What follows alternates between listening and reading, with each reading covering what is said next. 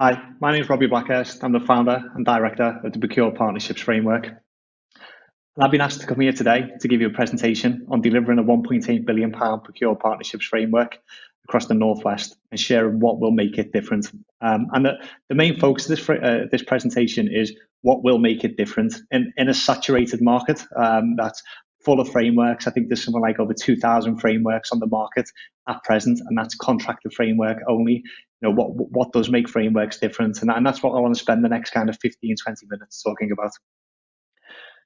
So by way of a little bit of a background and introduction into the framework itself, the framework's actually established in 2017, so this is the second iteration of the Northwest framework.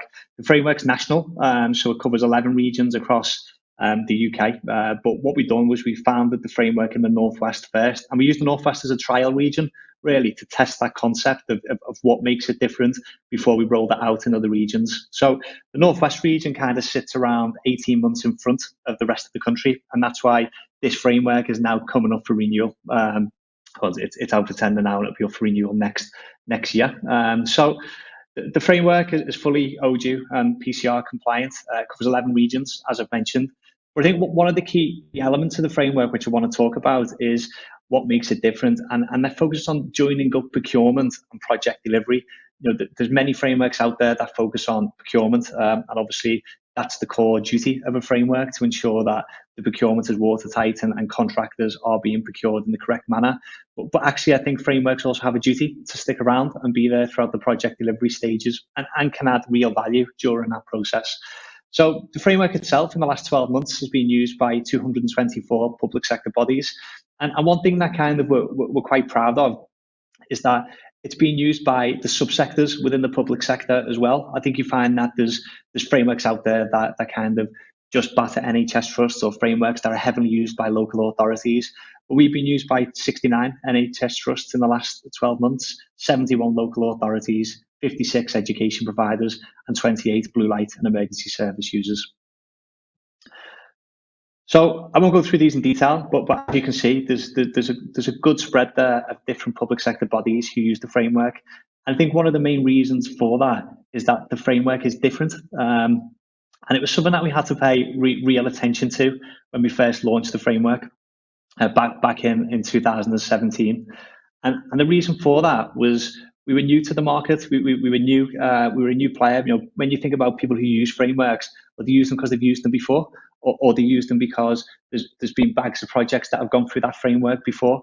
So one of the issues that we had was we were bringing a framework to market in an already saturated market. So why would people bid it? One, why would people bid it? And two, why would people use it? So it started really by looking at some of the challenges, the current challenges with procurement.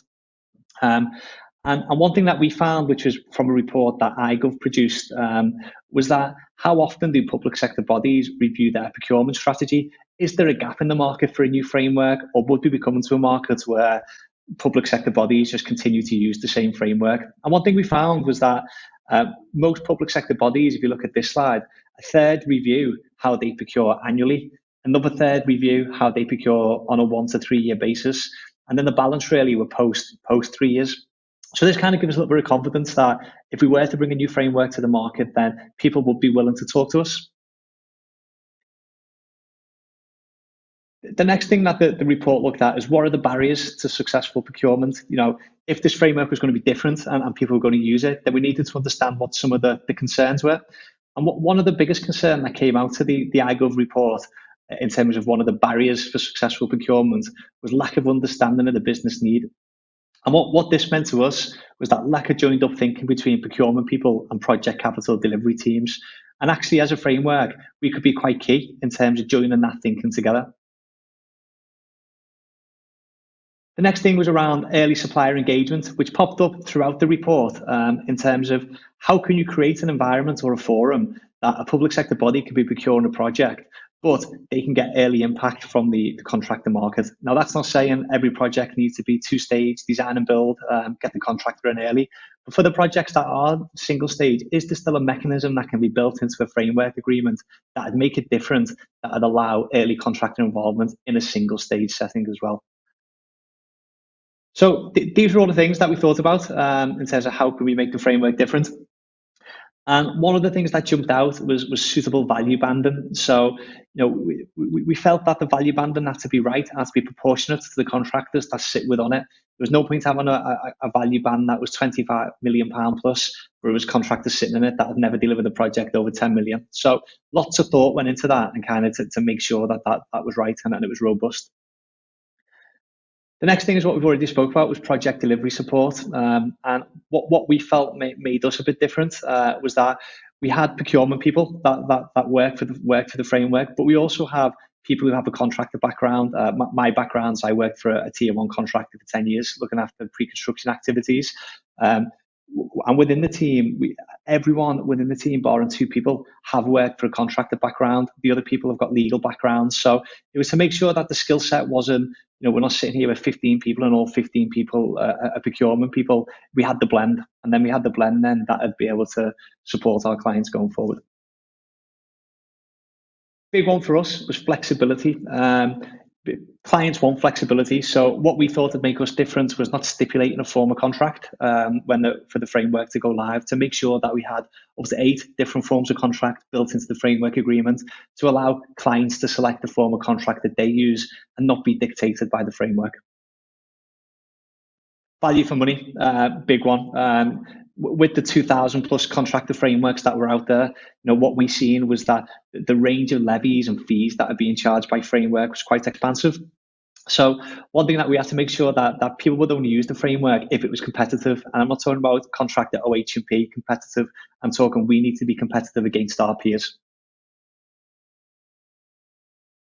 Direct award option was a big sell that we had to build into the framework, and we felt that if we could build that in, it'd make us different. If we could compliantly direct award for them projects that just need to be delivered tomorrow, then people would like that function, and so we built that in there too.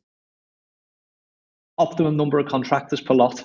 It's a bit of a myth that if you have 25 contractors on your framework on any particular lot, like, clients will love it because they'll have loads of choice.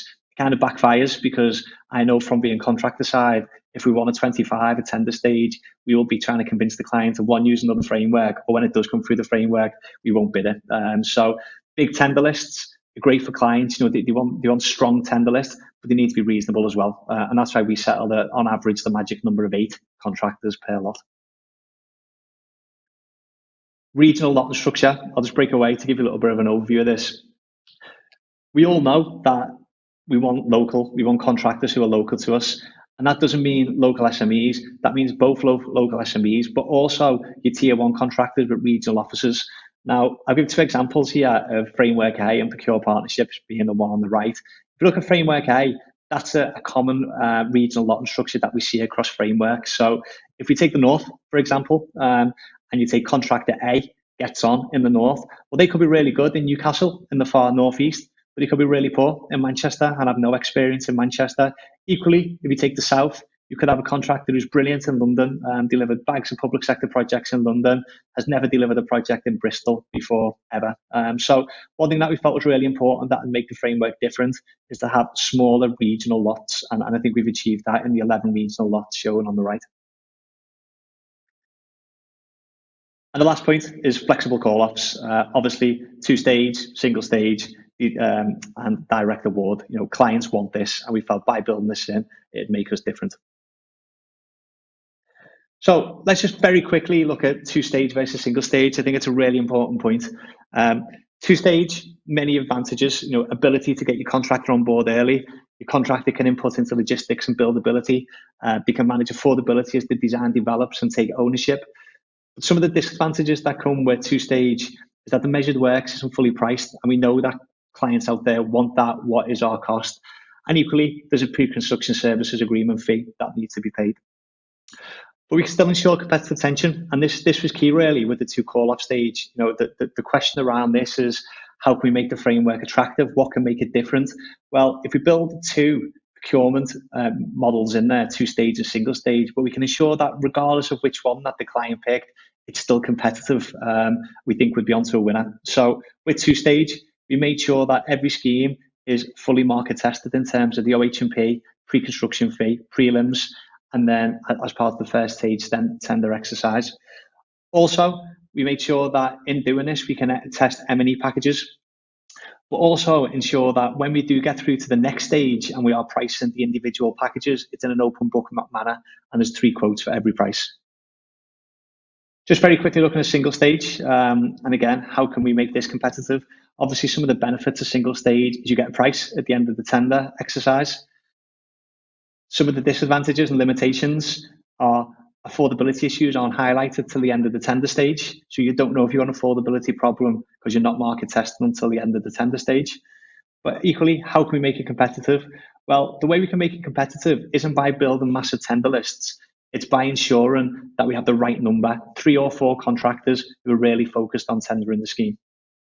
So moving on to social value, we recognise that in order for the framework to be different again, that we needed to ensure that the social value offer was different. And I think we achieved that. And we achieved that by not having standard social value KPIs, but building a social value offer that puts the client in charge of where the social value add spend is allocated. So the way we've done that is we engaged with Social Value UK, and through the work that we've done, we've been recognised as a social value pioneer. And the main target was to make sure that the social value that we use is demonstrable, that every project has an employment skills plan, but then again, that the client is in control of social value. So the way we've done that was by using the National TOMS framework. And by using the National TOMS framework, that enabled us to work with clients to ensure that social value is in control. We just zoom in on this. So going back to the National TOMS framework, there's 44 measures that need to be in place. Each has a proxy value in terms of what the social value add is for that proxy measure to the local community. What we've done is we said on every project, the client needs to invest 12% within social value add. So the contractor needs to generate 12% of the contract value in social value add. So for a £10 million scheme, 1.2 million of social value add. And you do that by completing this form to ensure that they're in control of where that money is spent. To find out more about the framework, you can go to the website. And upon the website, there's an area where you can download the client guide if you follow that link. And now I'll welcome any more questions.